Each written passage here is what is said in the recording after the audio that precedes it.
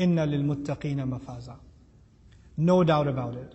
Believers have the ultimate success. Mafaz is a time of success, a place of success. The place of success is Jannah. The time of success is the day of resurrection. Both of them crammed into one statement. Inna lilmuttaqina mafaza. They're both together. See the word mafaz, because it's a dharf, it captures both the place and the time. Previously, for the criminals, Allah mentioned judgment day separately. Allah mentioned hell separately. For the believers, He combined them into one. And that's also to describe how smooth the transition will be from judgment day into Jannah for the believers. May Allah make us from them. Inna lilmuttaqina mafaza, for those who protected themselves, those who took caution, there is going to be ultimate success. Allah could have said for those who believe, but no, He said those who protect themselves. At the end of the day, the struggle to get to the heaven that Allah made for humanity is the struggle of somebody deciding that they're going to protect themselves. Protect themselves from who? First of all, protect themselves from the evil that lies inside of them.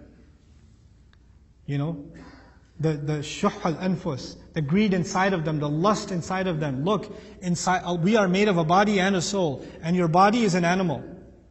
Your body has an appetite. It wants to eat. It wants to fulfill its lusts. Your eyes want to look at things that are attractive.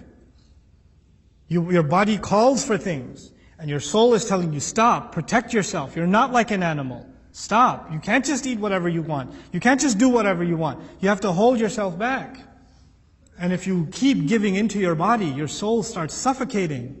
And you no longer have the ability to protect yourself. It's like those of you that work out understand. When you don't work out a muscle, it gets weaker. When you go back after a month of taking a break, you can't bench the same weight anymore, man. You got to keep going back and strengthening that muscle. There's an ability inside you to stop you from evil. When you stop exercising that muscle, it gets weaker and weaker and weaker, and you're no longer able to protect yourself. Then you're just an animal. In the Qur'an's language, you're dead. Because your heart is dead. You know, لِيُنذِرَ مَنْ كَانَ حَيًّا. This Qur'an only warns those that are still alive. If you're not alive anymore, then these words don't mean anything.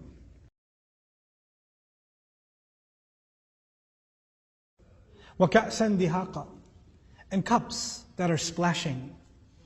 What am I going to do with a splashing cup? What's the point of mentioning a splashing cup? You know what it is? You're in a lavish gathering. And your cups are expensive cups, which means you're in an elite setting, a posh hall somewhere, and friends are having drinks, and you're like, cheers, and it's like splashing all over, and you don't care, because nothing gets dirty in Jannah. And it's all good, you're just partying. Splashing drinks is an image of an incredible time, you know. If you were to take this description, gorgeous garden, beautiful women, splashing drinks, astaghfirullah, would be the next word. Like, that's what would it be, wasn't it? If you were flipping channels and that was on it'd be like, oh, it changed. Abba's in the room.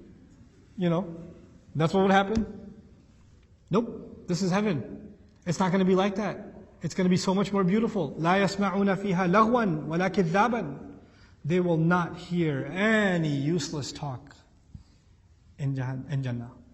In heaven, there's no useless talk. That doesn't mean we only talk strictly business. Why? That's a wonderful orange. I wonder how it tastes. It's not boring in Jannah. But actually means, lahu means useless. Like it doesn't serve anything. Everything you talk about is going to have meaning, and it's going to feel better. It's not just going to be there to pass the time. Like, you know, you guys know lahu. Lahu is people meet each other. Like this happens often when families get together for like proposal, right? As the families come together and they don't know how to start the conversation. So they're like, so how's the weather in Chicago? I heard the airport is going through construction. Oh God, you didn't come here to talk about the airport. Your train system is pretty, no, stop it. Can we talk about, you're just making small talk to get to a point? And a lot of times when small talk happens, you're sitting there going,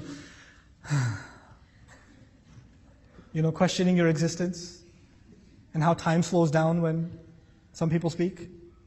There's no such thing. There's no boredom. There's no boring conversations in heaven. لا يسمعون فيها لغوا ولا كذابا. And they're not going to have to hear any of those lies that were made, those evil things that were said about Islam, those hurtful things that were said about the Qur'an or about believers. All that kidhab is actually from before, right? وَكَذَّبُوا بِآيَاتِنَا كِذَّابًا. None of that anymore. You don't have to put up with any of that anymore. That's describing actually that there are gatherings in this dunya where cups are splashing. There's beauty of women around or whatever else, and people are talking trash about Islam. And sometimes you pass by those gatherings and you're the object of ridicule. And Allah says, I will keep all of the beautiful things from that gathering, but I will remove all of the things that used to hurt you. جَزَاءً مِّن رَبِّكَ. A well-earned compensation from your master. This time min rabbik. He didn't say min rabbik before. They don't deserve min rabbik. You deserve min rabbik. From your Rabb. But that's not enough. Ata'an. On top of that, a grant. Meaning way more than you deserve. Hisaban. Ata'an hisaban, meaning a grant as a hisab. What that does is, instead of Allah checking, how many good deeds did you do? Okay, give him this many cups. He will grant you as hisab. Out of a grant, He will be generous in giving you bonuses, basically, is what ata and hisaban means. There's no accounting, basically. Just take, just enjoy, just enjoy, just enjoy. رَبِّ السَّمَاوَاتِ وَالْأَرْضِ. That is the master of the skies and the earth. وَمَا بَيْنَهُمَ الرَّحْمَانِ. And whatever lies between them, Ar-Rahman, the exceedingly, lovingly, grandly merciful. Ar-Rahman. Why is Allah mentioning Ar-Rahman here? Not Allah. And He already mentioned that He's Rabb. So the word Ar-Rahman is an add-on. I mean, we already know who you're talking about. Ar-Rabb Ar-Rahman is basically what's being said here. The attribute of Rabb is Ar-Rahman here. رَبِّ السَّمَاوَاتِ وَالْأَرْضِ وَمَا بَيْنَهُمَا الرَّحْمَانِ. It's majroor because it's a sifa to Rabbi. Why is that important? Because that grant comes from Ar-Rahman.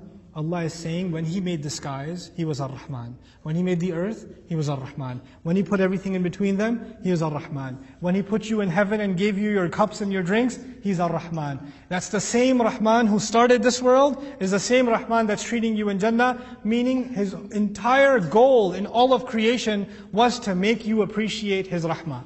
His goal was not to put you in hell. His goal was to be Rahman to you. Allah Azza wa Jal created everything in pairs. أَلَمْ نَجْعَلِ الْأَرْضَ مِهَادًا وَالْجِبَالَ أَوْتَادًا. He paired the flat earth with the mountain.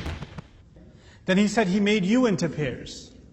He mentions the day and He mentions the night. He mentions the sky and He paired the sky with a brilliant lamp.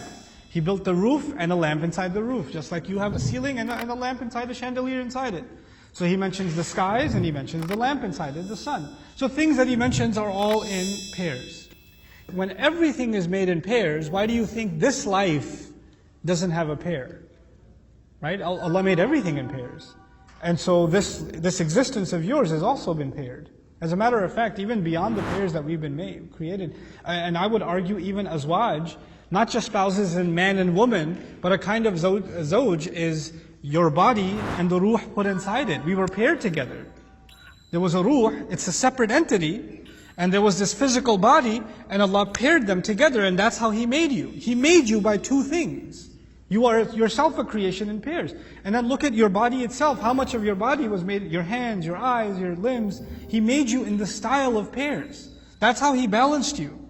And so Allah is showing us that in His creative style.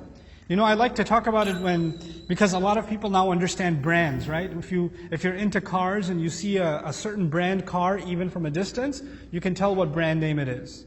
Like if you're into it, you can tell. Or if you're into watches, you could see it like 20 feet away, somebody's wearing a watch, that's a tag. Or that's a Rolex. You could tell. If you're into that stuff, you have an eye for it. Same thing with design, or fashion design, clothing. Ladies can tell a Chanel bag from 20 miles away apparently, right? So, similar thing happens if you're into architecture. If you see a certain building in a city, you're like, I know the architect. But you have to be in that field and you'll just know, right? Allah Himself is a maker. He manufactures things.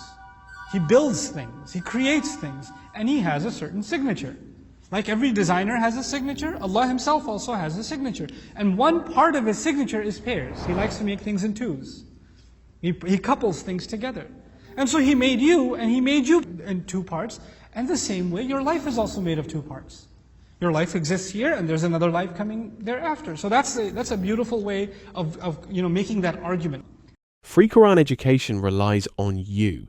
A $10 monthly donation keeps our Islamic content afloat and free for anyone, anywhere, for years to come.